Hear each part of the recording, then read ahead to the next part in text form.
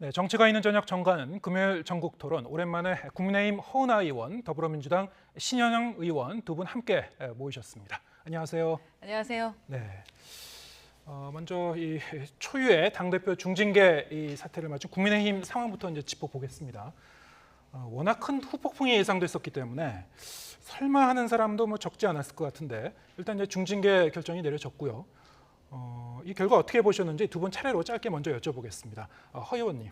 우선 뭐 개인적으로는 참 안타깝다라는 생각이 들고 네. 아마 많은 기자들도 어제 새벽에 상당히 놀랐다라는 평가들입니다. 절차적으로는 윤리위가 수사기관이 아니기 때문에 사실 어떤 절차적인 실체적인 진실을 밝히기에는 상당히 어려움이 있었을 것 같거든요. 네. 그런데 그럼에도 불구하고 좀 증명되지 않은 어떤 혐의에 초점을 맞춰서 그 처분을 내린 것은 아닌지에 대한 좀 아쉬움이 있습니다. 또 우리 이준석이라는 한 젊은 정치인으로 봤을 때는 미래 세대들이 좀 바라보면서 벤치마킹도 하고 대리만족도 했었던 부분이었는데 한 사람의 이런 몰락처럼 보이는 이러한 부분들이 좀 미래 세대들에게는 좀 안타까움으로 남게 되지 않았을까 하는 생각이 들고요. 국민적인 관점으로 본다면 사실 이 모든 정치의 평가는 국민들이 하시는 것이기 때문에 네. 국민들께서 어떻게 평가하고 계신지에 대한 것이 저희에겐 가장 궁금한 점이긴 합니다. 네. 안타까움을 이제 말씀하셨는데 애초에 이제 허 의원님께서는 팩트 없이 결정하는 것은 좀 위험하겠다는 생각이 든다고 말하셨어요. 이번 결정이 좀 위험한 결정이었다고 보시나요? 윤리 결정을 조금 전에 제가 말씀드렸던 것처럼 수사기관이 아님에도 불구하고 네. 실체적 진실을 사실은 밝혀내지는 못했고 새로운 어떠한 증거들을 제시하지는 못했다고 들었습니다. 네. 그러한 측면에서는 추후의 그 후폭풍 안에 절차적인 정당성을 어떻게 설명하실 수 있을까라는 것이 조금 우려됩니다만 네. 뭐 어찌됐든 우리 하나의 기관이고 윤리위에서 결정한 부분에 대해서 제가 왈가왈부할 수 있는 상황은 현재 당 대변인으로서는 얘기하기가 좀 어렵습니다. 하지만 이제 앞으로는 좀 걱정되는 면은 충분히 있다라고 말씀드리고 싶습니다. 네. 신 의원님은 어떻게 보셨습니까? 예, 집권 여당의 당대표가 이런 성상납 의혹, 증거의 인멸 교사 이런 것으로 지금 이렇게 6개월 징계를 받은 것 자체가 해외 토픽감이지 않을까 싶습니다. 우리가 돌이켜보면은 지난 총선에서 국민의힘이 패배하면서 혁신과 쇄신을 이야기하였고 그 결과로 인해서 정말 보수 그런 당에서도 젊은 청년을 모셔다가 새로운 모습으로 새로운 정치를 하겠다. 그 이후에 이준석 당대표가 노력하였고 그러면서 세 번의 또 선거를 이기게 되었는데요. 지금의 국민의힘 모습을 보면 참으로 안타깝다는 생각이 듭니다. 특히 이번에 대선이나 지선을 통해서 국민께서는 국민의힘이 한번 대한민국을 잘 바꿔보아라 하고 기회를 주신 건 아닙니까? 그렇기 때문에 이렇게 집권당이 되면서 여러 가지 민생 경제에 어려움이 있는 이 상황에서 그런 능력과 실력을 보여줘야 함에도 불구하고 지금으로서는 당내의 분란과 여러 가지 그런 권력 다툼의 모습만 보이는 것이 과연 국민들이 보시기에 어떻게 느껴지실까? 정말 우리 정치권이 보여드리지 말아야 될 부분이 아닌가라는 생각이 들고요. 또한 아직까지는 성상납 의혹이 꼬리표를 떼지 못했습니다. 그만큼 우리가 정치인들의 성상납이나 성비위 사건에 대해서는 명명백백하게 밝혀져야 되는 부분, 앞으로의 판단이 남아 있을 거라고 생각이 들고요. 또 하나의 유감인 것은 우리 더불어민주당은 지선에서 패배할 것을 알고서도 성비위나 문란에 대해서는 좀 명확하게 그 전에 국민 여러분께 말씀드린 바가 있는데 지금까지 미뤄오다가 이제서야 이런 윤리심판원의 판단이 나온 거에 대해서도 시기적으로도 좀 더 뭔가 정당하지 않다라는 생각은 들게 하는 부분입니다. 네. 여기서 확실하게 좀 하고 가야 되는 게 제가 실체적 진실을 밝히는 데 집중하지 못했다라고 말씀을 드렸던 이유는 지금 성상납 의혹이라는 단어를 쓰지 않기 위해서였습니다. 민주당에서는 성상납이라는 단어와 우리 이 대표의 어떤 징계에 대해서 연결을 자꾸 시키고 싶으신 것 같은데 윤리위에서도 얘기했지만 품위유지에 관련된 부분에 대한 것이었지 어떤 증거를 인멸하는 부분에 대한 성상납 의혹에 대한 부분은 아니었다라는 평가가 평가가 있거든요. 그래서 그 부분은 좀 확인을 해주셨으면 좋겠습니다. 자꾸 성상납과 연결하려고 하지 않으셨으면 좋겠다라는 처음에 생각이 계기가 듭니다. 가로세로 연구소에서 제기된 부분이고요. 뭐 앞으로 성상납 의혹에 대해서는 더 명명백백하게 판단되어야 된다는 걸 말씀드린 겁니다. 가로세로 연구소라는 그 유튜브에 대한 내용을 언제부터 그렇게 신뢰를 하셨기에 민주당에서 그 부분을 이야기하시는 건지는 좀 의문이 듭니다. 저희가 가세연에 네. 대해서 인용도 못 하나요? 그거는 너무 좀 얼건의 발언인 것 같습니다. 네, 일단 이제 윤리의 결정은 이제 이 증거인멸 이 교사와 관련된 이제 품위 유지, 예. 이와 관련한 이제 결정이었기 때문에 일단 뭐 그렇게 이제 별도로 보면 될 것 같고요. 일단 결과적으로 국민의힘은 이제 이 상당히 이제 혼돈 속으로 이제 빠져들게 됐는데 사실 이제 윤리위의 당원권 정지 결정은 사실 당 대표가 스스로 이 부분을 승인해야지 이제 효력이 발생하는 거라고 해요. 원칙적으로는. 그런데 이제 이준석 대표는 이 수용할 그런 의사가 없고, 그러면 이제 자칫 앞으로 이제 2명의 당 대표가 향후에 발생하는 게 아니냐, 뭐 이런 이제 우려도 있습니다. 이준석 대표가 취할 수 있는 행보 어떻게 이제 전망하시는지요? 현재 이 대표가 어떠한 행보를 결정하는 것은 주말에 발표를 하겠다라고 했기 때문에 네. 좀 지켜봐야 되는 상황인 것 같고요. 지금 우려하시는 것처럼 2명의 당대표가 존재하는 그러한 모습을 연출하지는 않을 것 같습니다. 제가 개인적으로 생각했을 때는요. 네. 왜냐하면 당내 혼란을 막고 싶은 것이 이준석 대표의 생각이기 때문에 그러하지 않게 문제 해결을 하기 위해 노력하지 않을까 하는 생각을 하게 되고요. 스스로 뭐 본인의 입장에서는 부당하다고 생각하고 있는 상황이기 때문에 그 이 대표의 자유로운 어떤 선택과 행위에 대해서는 조금 더 지켜봐 주셨으면 좋겠습니다. 네. 네. 뭐 민주당 입장에서도 사실 지난해 이준석 대표가 이제 30대 이 당 대표로 선출이 됐을 때 여의도에 이제 새로운 바람을 불러일으키는 거냐 상당히 이제 주목했을 것 같은데요. 이번 사태가 이제 앞으로 이 여당이 민주당과의 관계나 또 지금 이제 원구성 협상을 한창 해야 되니까요. 여러 가지 전국에 뭐 영향을 미칠 소지는 없습니까? 어떻게 보십니까? 여당이 또 책임지고 해야 될 부분이 국회 내에서 분명히 있는데 네. 또 여당이 주도를 해야 되는 그런 이슈들이 있고 항상 국회에서도 여야가 합의 정신을 바탕으로 해서 많은 사안들이 진행이 돼야 됩니다. 더불어민주당은 지금 원구성 그리고 인사청문회도 지금 또 해야 되는 부분이 있고요. 그리고 민생 입법 과제도 7대 과제로서 선정해야 되는 부분이 있습니다. 그래서 7월에 임시국회를 열어서 지금 어려운 민생 경제에서의 해결해야 될 부분이 상당히 많이 있는데요. 특히 국민들께서는 국회에서 왜 아직까지 일을 안 하고 있느냐라고 상당한 질타를 하고 있는 만큼 저희는 최선을 다해서 민생 경제 그리고 국회에 소임을 다 할 거라는 말씀을 드리고요. 다만 저렇게 여당 내에서의 그런 분열이나 갈등의 부분은 아무래도 협상을 해야 되는 대상으로서는 참 어려울 것 같다는 생각이 듭니다. 지금 상황에서는 권성동 원내대표께서 당대표 직무대행까지 얘기를 하시는 만큼 원내 협상에 집중을 해야 되는 여당의 모습이 과연 앞으로 안정적으로 보여질 수 있을지 저희도 한번 기다려봐야 될 것 같습니다. 네. 지금 이준석 대표가 뭐 이 주말까지 계속 이제 고민을 해서 앞으로 이제 어떤 행보를 결정할 거라고 이제 말씀하셨습니다만 일단 이제 뭐 재심은 청구할 가능성이 높은 것 같고 효력정지 가처분 신청 내지는 뭐 여러 가지 이제 법적 대응도 가능하지 않습니까? 뭐 이제 그거는 이제 지켜봐야 되겠습니다만 일단 이제 당내 분위기가 워낙 이제 어수선해서 오늘 이제 보니까 뭐 김영태 청년 최고위원 같은 경우에는 이제 이게 뭐 쿠데타에 준하는 것이다라고까지 이제 표현을 했습니다. 윤리의 결정이.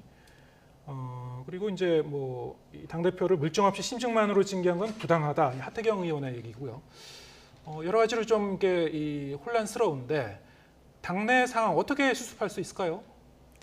우선은 뭐 저희 당 표현의 자유가 있으니까 각 의원마다 또 최고위원마다 본인의 말씀을 하실 수 있다고 생각을 합니다. 네. 그리고 각각 생각하는 바가 다 다르고 그거에 대한 평가는 각각이 또 하는 것이고 국민들이 해주시는 거라고 생각하고요.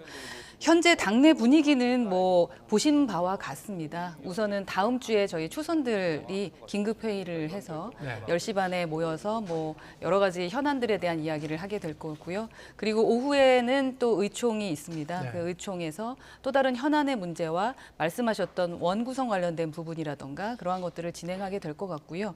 아까 뭐 분열과 갈등, 우리 당내 분열과 갈등 때문에 원 구성이 안 되고 야당과의 뭐 협치와 대화가 안 될 것 같다라는 걱정을 하셨는데 그 부분은 걱정을 하지 않으셔도 될 것 같고요. 그 분열과 갈등의 모습이 뭐 저희 당뿐만 아니라 사실은 뭐 민주당도 만만치 않은 부분인데 그것과 또 원구성과는 다른 부분이다라는 말씀을 좀 드리고 싶습니다. 그래서 저희 자체의 문제들이 국민들께서 인상 찌푸리지 않도록 좀 시끄럽고 어수선한 한 주가 될 것 같기는 합니다만 월요일 아침부터 잘 해결해 나갈 수 있도록 그 모습 보여드리도록 노력하겠습니다. 네. 지금으로서는 국민의힘의 그런 내홍을 또 민주당을 끌고 들어가려고 하는 물귀신 작전의 발언이시라고 생각하는데요. 저희 민주당은 여러 패배를 통해서 이제는 비대위 체제를 갖추고 전당대회를 준비하면서 안정적으로 이끌어 나가고 있는 상황입니다. 그만큼 이제 전당대회 룰도 다 만들어졌고 이를 이행하기 위해서 앞으로 8월 달 전당대회를 차근차근 잘 준비하면서 또 책임 있는 야당의 모습을 보여드리겠다는 말씀 드리겠습니다. 네, 좀 이 양당의 상황 그리고 이제 맥락은 좀 다르긴 합니다만 민주당도 사실 상당히 좀 상징적인 젊은 정치인이 좀 어려운 상황에 놓여 있죠. 대선 기간에 좀 어렵게 영입했었던 박지원 전 비대위원장 일단 이 당권 도전은 이제 불발이 됐고 좀 일부 당원들의 이제 공격과 비난, 박지원 전 비대위원장에 대한 이 공격이 좀 도를 넘어섰다 이런 지적도 나오고 있는 상황이에요. 어떻게 보시나요? 예, 박지원 우리 전 비대위원장은 여러 정치인들께서 밝힌 것처럼 우리 당의 소중한 자산이다라고 말씀드리고 싶고요.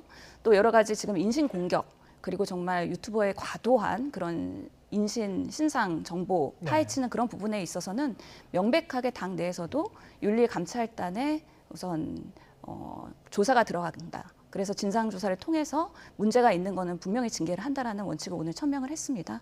그만큼 특정 정치인에 대해서 과도한 공격은 옳지 않다고 보는데 다만 박지원 비대위원장의 지금 청년 정치의 모습 저는 비대위 대변을 하면서 처음에 영입되는 부분부터 끝까지 지금 상황을 지켜보고 있는 상황에서 네.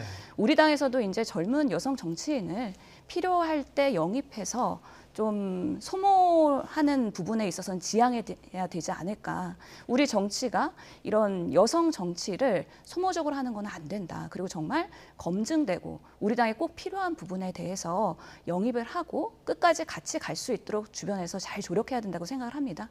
그런 면에서 박지원 지금 위원장의 모습은 참으로 안타깝다라고 말씀드릴 수 있고요. 박지원 위원장도 본인이 꼭 민주당을 혁신해야 된다라는 좀 과도한 메시지를 전달하고 있다고 봅니다. 그런 부분에 있어서는 좀 자중해야 되지 않나라는 생각하고 있습니다. 네. 뭐 이제 사실은 이제 이준석 그 대표나 박지원 전 위원장 이 두 사람 다 사실은 양당의 뭐 가장 좀 상징성 있는 젊은 정치인이었는데 또 뭐 이유 여하를 불문하고 뭐 토사구팽이라는 이 표현과도 이제 연결이 되고 있어요 지금. 국민의힘 입장에서 보니 박지원 그 전 비대위원장의 이런 상황 어떻게 보시고 계신지요? 저도 개인적으로는 상당히 안타깝게 보고 있습니다. 네. 그러니까 청년 정치인으로서 분명히 쓰임이 있어서 모셔온 분이고 그 모셔온 분에 대해서는 나이와는 상관이 없다고 생각을 하거든요. 네. 그리고 분명히 도움을 받았고 그랬다면은 그분이 어떻게 퇴로도 아름답게 좀 만들어주려고 하는 것, 모셔왔던 것처럼 하는 것이 정치인의 도리가 아닌가 싶고요. 그것은 뭐 민주당뿐만 아니라 저희 갑자기 이름 국민의힘도 마찬가지인 것 같습니다.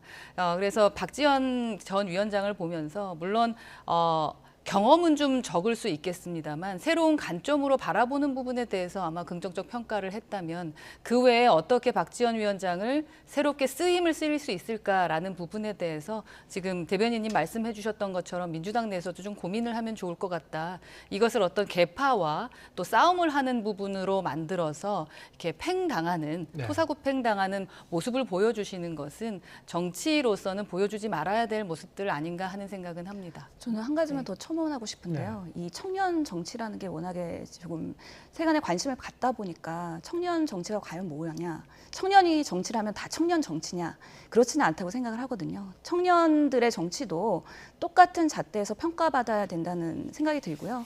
박지원 그 전 비대위원장을 보면서 많은 청년, 바닥에서 정치를 하고 있는 그런 분들이 상대적인 박탈감을 많이 느꼈습니다. 그래서 청년 정치가 이슈 몰이로만, 여론 몰이로만 과도하게 부각되는 거는 지양되어야 할 것 같다라는 생각을 이번 사태를 보면서 절실하게 느끼고 있습니다. 네. 주제를 좀 바꿔보겠습니다. 이른바 이제 지인 찬스, 비선 논란 뭐 이런 게 이제 계속 일었죠. 대통령실에서 이제 비선이라는 단어가 이제 옳지 않다 이렇게 이 반론을 펴고 있습니다만 어쨌든 이제 저희 언론지상이나 아니면 정치권에서는 비선 논란이라는 표현으로 계속 공방이 이어졌어요. 해외 순방 기간에 인사비서관은 이제 배우자가 동행했었고 또 대통령실에는 이제 이 대통령 윤 대통령의 6천 친인척 채용과 관련해서 논란이 계속 일었습니다.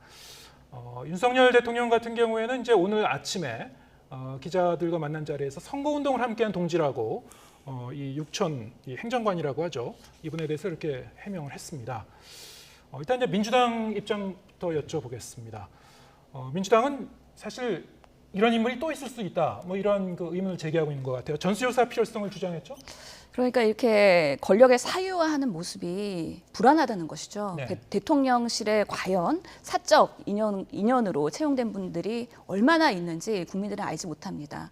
그렇기 때문에 오히려 비선이라는 또 의심을 하게 되는 부분이 있기 때문에 이런 부분에 있어서는 대통령께서 좀 명명백백하게 해주시는 게 좋을 것 같다는 생각이 들고 국민의힘의 윤리규칙에 보면 이런 부분이 있어요. 8촌 이내의 혈족을 친인척으로 규정하고 이런 당직자와 당소속 공직자는 이런 친인척을 유급의 부하 지원으로 임명하지 아니한다라고 당 윤리 규칙에 있거든요.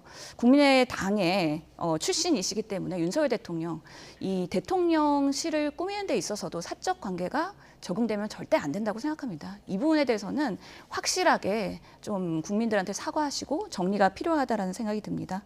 정부를 사유화하는 거 이거 자체가 문제라고 생각을 하고요. 최근에 대통령 지지율이 30%대로 떨어지는 것도 인사 채용에 대한 논란 그리고 민생 경제를 잘 챙기지 않는다. 이 두 가지가 주된 사유인데요. 이렇게 계속 뭔가 사유화하는 모습들 그리고 비선 얘기들이 나오는 경우에는 지지율이 더 떨어질 것 같아서 좀 저희도 걱정이 되는 부분입니다. 네. 지금 뭐 대통령실이나 뭐 이 여당 입장에서는 이 뭐 절차상의 하자는 없다거나 아니면 법적으로 문제될 건 없었다라고 이제 그런 해명을 한 걸로 지금 알고 있습니다만 문제는 이제 국민의 눈높이거든요. 이게 민심과 좀 동떨어진 그런 그 흐름이다라고 했을 때는 뭐 지지율도 계속 걱정하셔야 될 것 같고 어떻게 보시고 계신지요? 그러니까 민심이 가장 중요하죠. 국민들께서 어떻게 바라보시느냐가 중요할 텐데 우선은 그 기준에 대한 것은 우선 법적으로 하는 것이 틀리지는 않다고 생각을 합니다. 네. 보면 저희 명명백백하게 밝혀달라고 했는데 대통령실에서 확실하게 밝혔죠. 6초는 이해충돌 방지법에서 저촉되지 않는다라고 해서 올 5월 19일부터 시행됐던 법을 숙지해달라라는 이야기를 했었습니다. 네. 그런데 이 육촌도 그러나 너무나 사유화하는 가까운 인척이다라고 국민들께서 생각을 하시게 되면 또 다른 변화가 있어질 수는 있다고 생각을 합니다. 그런데 기본적으로 대통령실에서는 전문성이라든가 어떠한 뭐 연속성, 국정 철학에 대한 이해에 대해서 인정하고 법적인 절차에 무리가 없다고 생각해서 임명을 한 것 아니겠습니까? 근데 그 부분에 대해서 지속적으로 지금 민주당에서 정치 공세를 하면서 권력의 사유화까지 말씀하시는 것은 조금 저는 과하다는 생각은 듭니다. 예를 들어서 지금 말씀하셨던 것처럼 육촌도 너무 가깝지 않냐라는 접근이 차라리 맞는 것이지 법적으로 명명백백하게 문제가 없는 부분을 지금 권력을 사유화하려고 하는 것이 아닌가라고 말씀을 하시면 민주당도 벗어날 길은 없다고 생각을 하거든요. 왜냐하면 자녀를 국회 인턴으로 채용했던 분이 분명히 계셨고요. 그리고 인턴 경력을 허위로 위조해서 법의 심판을 받으신 분도 계시고요. 제가 이름은 명명하지는 않겠습니다. 그리고 대통령 배우자가 외국 국적지인 그 디자이너 딸을 채용했었던 경우도 있었거든요.